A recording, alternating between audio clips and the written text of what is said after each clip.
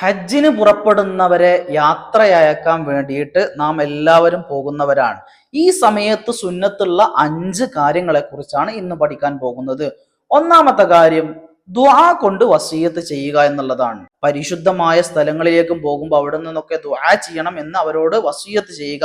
രണ്ടാമത്തെ കാര്യം ഒരു ഹദിയ അവർക്ക് കൊടുക്കുക എന്നുള്ളതാണ്. മൂന്നാമത്തെ കാര്യം മുസാഫഹത്ത് ചെയ്ത് അവരോട് യാത്ര പറയുക എന്നുള്ളതാണ്. നാലാമത്തെ കാര്യം ദുആ തൗദീ എന്ന് പറയുന്ന ദുആ അവർക്ക് മുമ്പിൽ നടത്തുക.